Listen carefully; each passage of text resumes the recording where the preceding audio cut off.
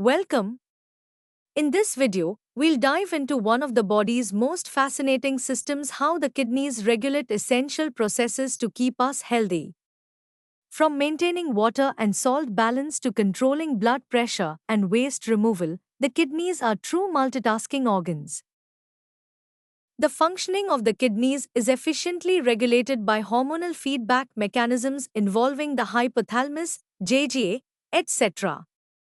We will start with ADH regulation.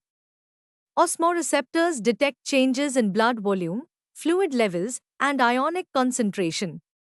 Fluid loss activates these receptors, prompting the hypothalamus to release ADH, vasopressin, from the neurohypophysis. ADH promotes water reabsorption in the renal tubules, reducing water loss, diuresis. When fluid volume increases, osmoreceptors are deactivated, suppressing ADH release. ADH also constricts blood vessels, raising blood pressure, which in turn increases glomerular blood flow and GFR. Now, let's move on to another crucial system that works alongside ADH. Now let's move to renin-angiotensin-aldosterone system. When there's a drop in glomerular blood flow, pressure, or GFR activates the juxtaglomerular apparatus, JGA. JG cells release renin, which converts angiotensinogen in blood to angiotensin I, then to angiotensin II. Angiotensin II, a potent vasoconstrictor, raises glomerular blood pressure, increasing GFR. It also stimulates the adrenal cortex to release aldosterone. It enhances sodium and water reabsorption in distal tubules, raising blood pressure and GFR. Next, let's explore how the body has a counteracting mechanism to maintain balance. ANF mechanism. Increased blood flow to the atria triggers the release of atrial natriuretic factor, ANF. ANF causes vasodilation, which helps lower blood pressure. This mechanism serves to counteract the renin-angiotensin system, maintaining blood pressure balance. This flowchart shows how RAS works. We can see all how different elements and organs interact with each other. As we continue, let's look at how our body actually releases urine. Micturition. Micturition is the process of urine release from the body through a neural mechanism called the micturition reflex, which coordinates bladder muscle contraction and sphincter relaxation. Urine collects in the urinary bladder where it remains until a voluntary signal is given by the central nervous system, CNS. As the bladder fills, stretch receptors on its walls detect expansion and signal the CNS. Now, let's see how the body responds to those signals. Neural response. The CNS processes these signals and initiates bladder contraction and urethral sphincter relaxation. Urine release, coordinated muscle contraction and sphincter relaxation expels urine through the urethra.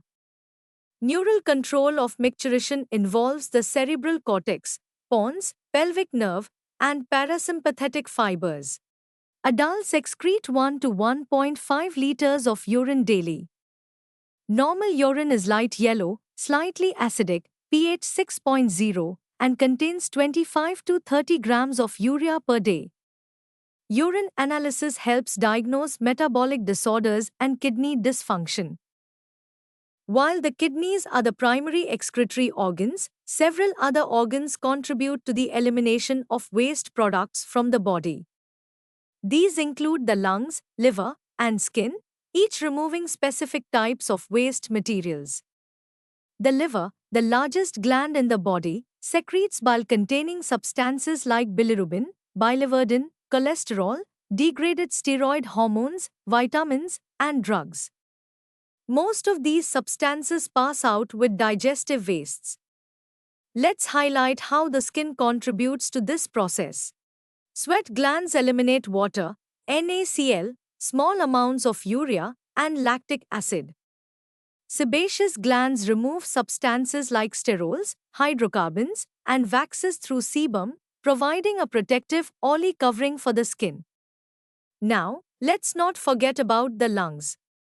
Remove large amounts of carbon dioxide, approximately 200 ml per minute, and significant quantities of water through exhalation. This respiratory excretion is vital for maintaining acid-base balance. However, sometimes the excretory system can face challenges.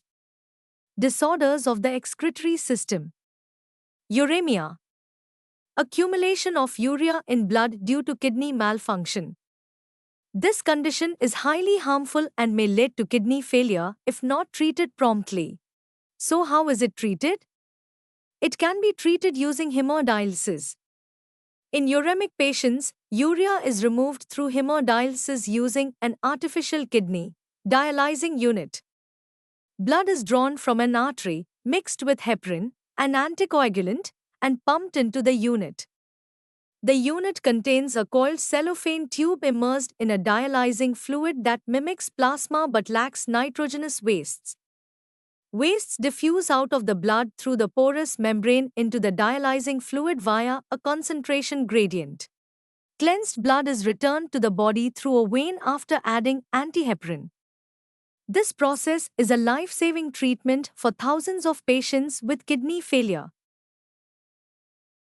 Another effective treatment option is available. It is the kidney transplantation. Kidney transplantation is the most effective treatment for acute renal failure. A functioning kidney from a donor, ideally a close relative, is transplanted to reduce the risk of immune rejection. Advances in clinical procedures have significantly improved the success rate of this complex surgery. Additionally, there are other conditions to be aware of.